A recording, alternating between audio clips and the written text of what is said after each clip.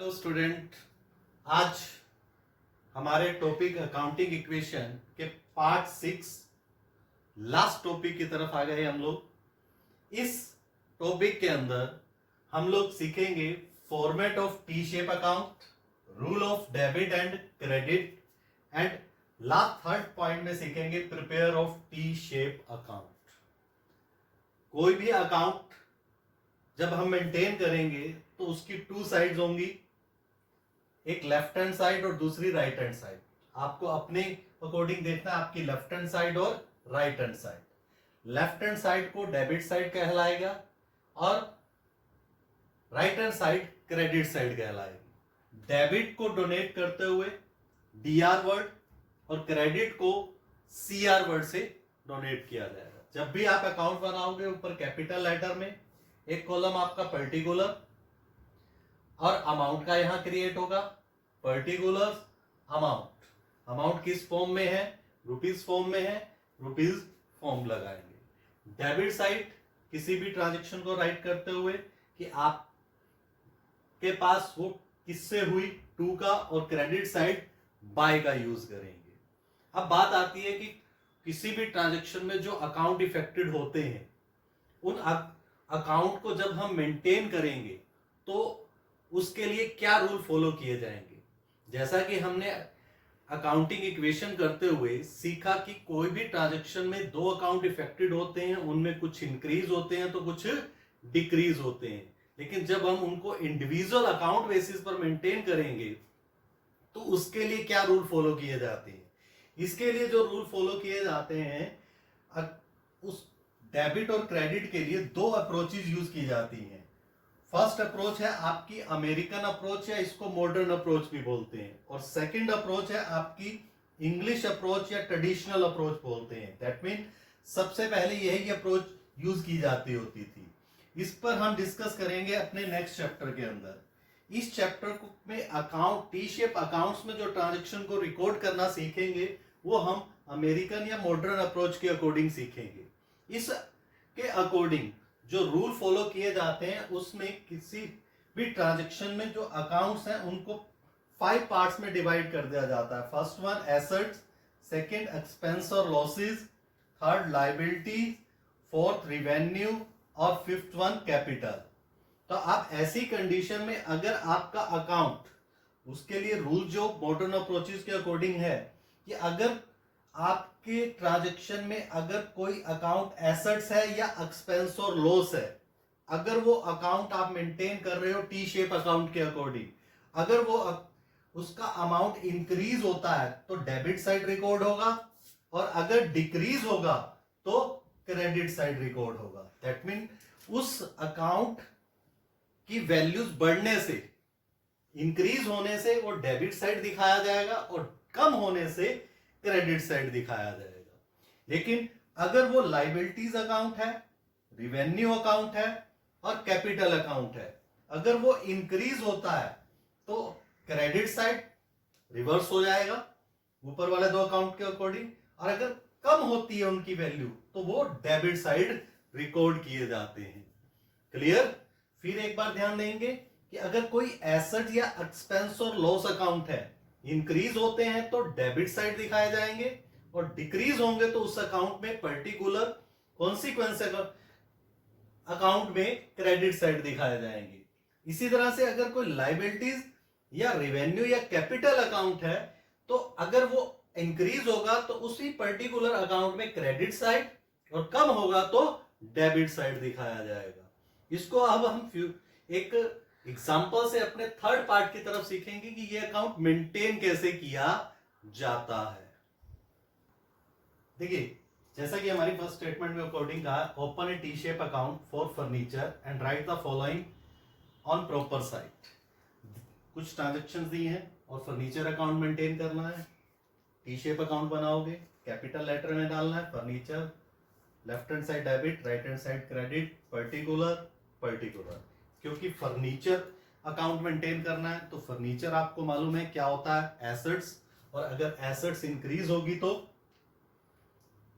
Debit side, और decrease होगी तो किस साइड दिखाएंगे, क्रेडिट साइड दिखाएंगे। अब आपकी पहली ट्रांजेक्शन के अकॉर्डिंग क्या है, फर्नीचर परचेज।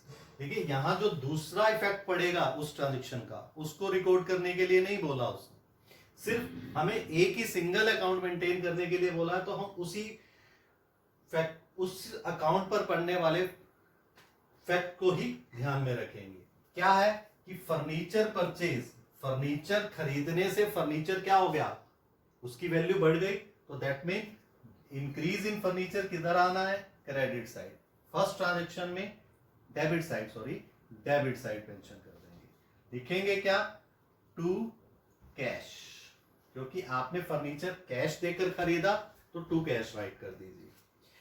आप ऐसा भी अभी, क्योंकि अभी आपने इसको प्रॉपर राइट करना नहीं सीखा, तो नंबर 1 ओनली सीरियल नंबर के थ्रू भी इसको मेंटेन कर सकते हैं। सेकेंड ट्रांजेक्शन आती है फर्नीचर सोल्ड। फर्नीचर सोल्ड, अब फर्नीचर सोल्ड करेंगे तो उसकी वैल्यू पर क्या इफेक्ट पड़ने वाला है, फर्नीचर बेचा जा रहा है तो डिक्रीज हो गई, कम करनी है, डिक्रीज करनी है, तो डिक्रीज इन एसेट किधर दिखाएंगे फर्नीचर अकाउंट में, क्रेडिट साइड। लिखोगे क्या, फर्नीचर बेचने से कैश आया था आपके पास, टू कैश, कितनी वैल्यू का, 5000। थर्ड ट्रांजेक्शन में क्या कह रहा है, फर्नीचर अगेन परचेज, अब दोबारा खरीदने से फर्नीचर इंक्रीज हो गया, उसकी वैल्यू बढ़ गई, तो फर्नीचर अकाउंट मेंटेन कर रहे हैं, तो थर्ड ट्रांजेक्शन किस साइड जाएगी, इंक्रीज साइड कौन सी है, डेबिट साइड, टू कैश, कितनी वैल्यू से बढ़ा, 8000 से इंक्रीज कर देंगे। Right dear. फोर्थ ट्रांजेक्शन कहता है ओल्ड फर्नीचर डिस्कार्डेड, मतलब पुराना फर्नीचर क्या हो गया, पुरानी नेचर का हो गया, खराब हो गया, खराब होने से उसकी वैल्यू पर क्या इफेक्ट पड़ा, कम हो गई, तो क्या लिखेंगे, बाय फर्नीचर डिस्कार्डेड, कितने से, 2500 से। फिफ्थ ट्रांजेक्शन के अकॉर्डिंग कहता है कि value of furniture were reduced by 2000, furniture की वैल्यू 2000 रुपए से कम हो गई। फिक्स एसेट्स को जैसे जैसे हम यूज करते हैं तो उसकी वैल्यूज में क्या आती है, कमी आती है, जिसको हम कॉल करते हैं डेप्रिसिएशन। तो ऐसे में फर्नीचर की वैल्यू कम हो रही है, अगर कम होगी तो किस साइड दिखाएंगे, क्रेडिट साइड, तो इसीलिए बाय डेप्रिसिएशन कितने वैल्यू से, 2000 से उसकी वैल्यूज को क्या कर देंगे, कम कर देंगे। Right dear. अब जब आप ये टी शेप अकाउंट मेंटेन करेंगे तो आप एंड ऑफ द पीरियड, यहां डेट वाइज नहीं दी हुई सीधी, इसीलिए डेट को हमने इग्नोर किया है। बैलेंसिंग फिगर में आपके पास एसेट किस वैल्यू की बची वो फाइंड आउट करनी होती है, तो उसको भी फाइंड आउट करने का एक तरीका होता है। आप बोथ साइड का क्या करोगे, सबसे पहले बेटा टोटल करोगे।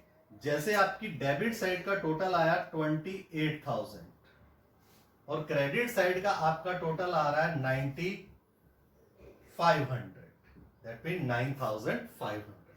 ध्यान रखना है ये आमने सामने होना चाहिए। अब आपको ध्यान रखना इन दोनों में जो टोटल आपका एक्सेस है वो both side opposite side right कीजिए। एक्सेस कौन सा, डेबिट साइड का टोटल जो कितना है 28,000,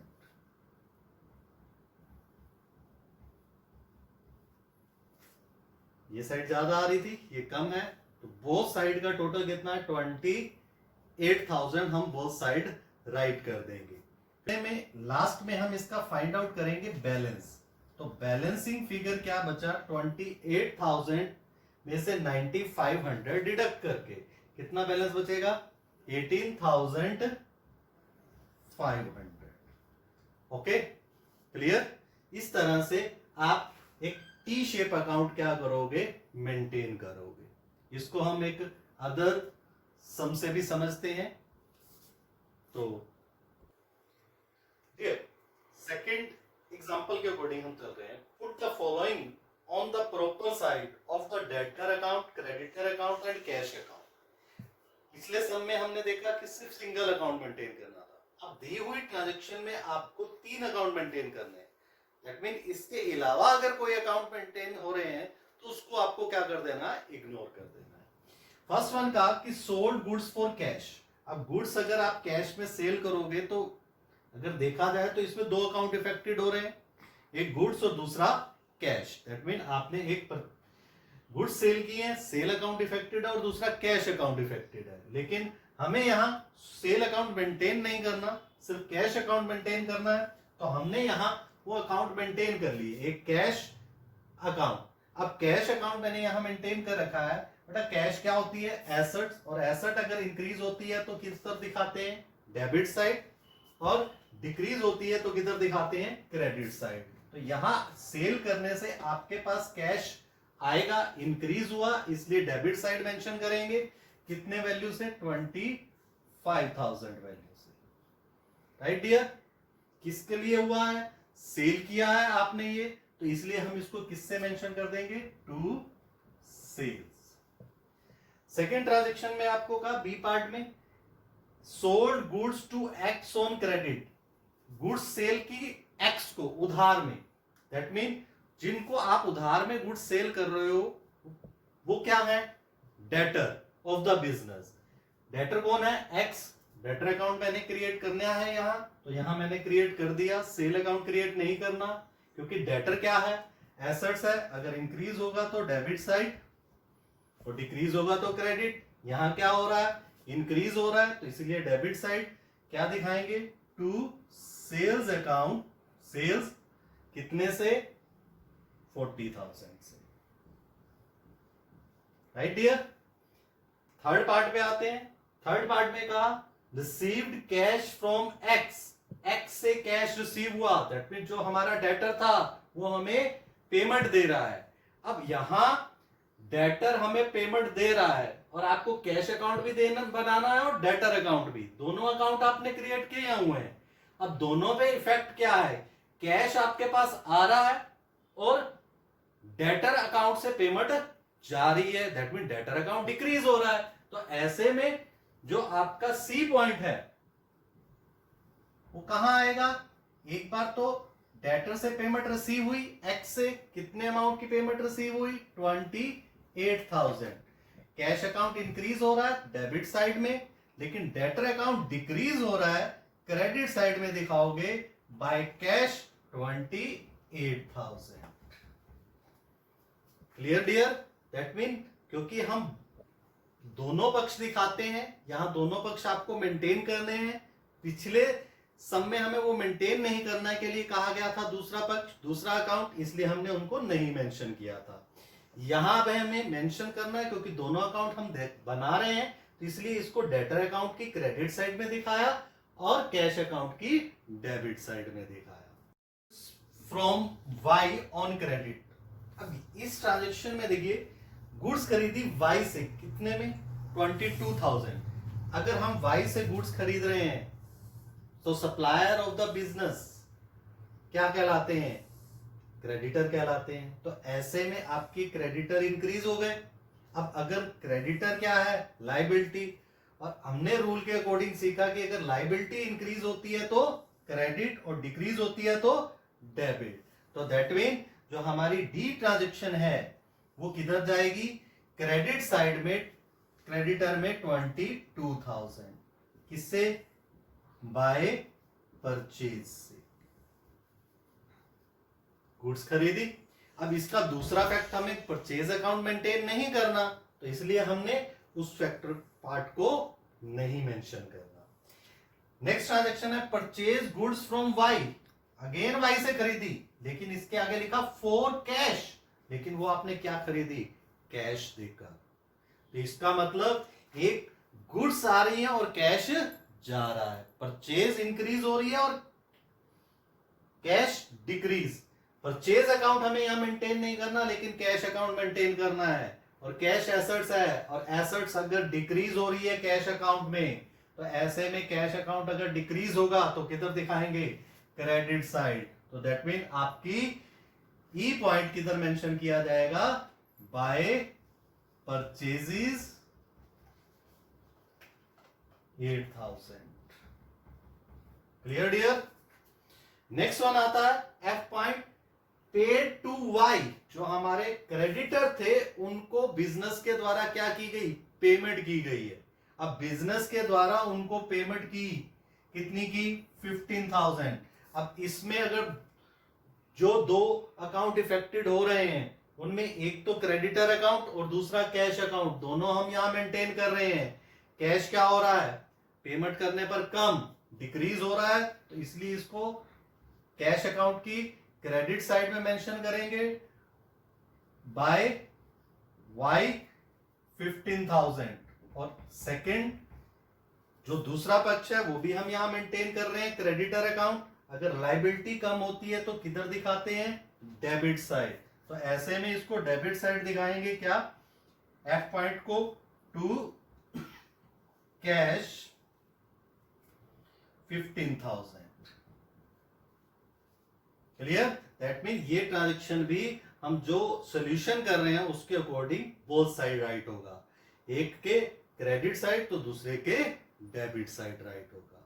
क्लियर, लास्ट में आपको वही काम करना है कि बोथ है साइड्स का टोटल करना है। अब जैसे अगर आप कैश अकाउंट का टोटल करिए बोथ साइड का, कितना आया, इस साइड का टोटल आया 53,000, इस साइड का टोटल कितना है बेटा 23,000। ग्रैंड टोटल लेंगे, डबल लाइन लगाएंगे, बैलेंसिंग फिगर निकालेंगे कैश का, दोनों में एक्सेस देखना है कौन सा है, डेबिट साइड एक्सेस है तो बोथ साइड वही राइट करोगे टोटल में, और बैलेंसिंग फिगर निकाल दोगे बाय बैलेंस, कितना, इसका बैलेंसिंग फिगर आ गया जैसे 30,000। सेम एज डेटर अकाउंट को क्लोज करोगे, इसकी भी डेबिट साइड एक्सेस आ रही है, डेबिट साइड का टोटल कितना है 40,000, क्रेडिट साइड का 28,000 है, ग्रैंड टोटल में क्या राइट करेंगे 40,000, बैलेंसिंग फिगर फाइंड आउट करेंगे तो बैलेंसिंग फिगर में कितना आया 12,000। राइट डियर, इधर आ जाए क्रेडिटर अकाउंट, क्रेडिटर अकाउंट का क्रेडिट साइड का टोटल एक्सेस है, ग्रैंड टोटल में ज्यादा है 22,000, तो ऐसे में इसकी बोथ साइड राइट करेंगे 22,000, ग्रैंड टोटल क्या दिखाएंगे 22,000। अब बैलेंसिंग फिगर इसका डेबिट साइड में दिखाएंगे टू बैलेंस, जिस साइड कम होती है बैलेंसिंग फिगर आपको वहीं मेंशन करना है, तो बैलेंसिंग फिगर आपका कितना आ गया 7,000। क्लियर डियर, समझ आई आपको, इस तरह से आपको टी शेप अकाउंट रिलेटेड सम सोल्व करने हैं। इसी के साथ आपका ये चैप्टर कंप्लीट हुआ। नेक्स्ट चैप्टर के साथ नेक्स्ट वीडियो में मिलेंगे। Have a nice day.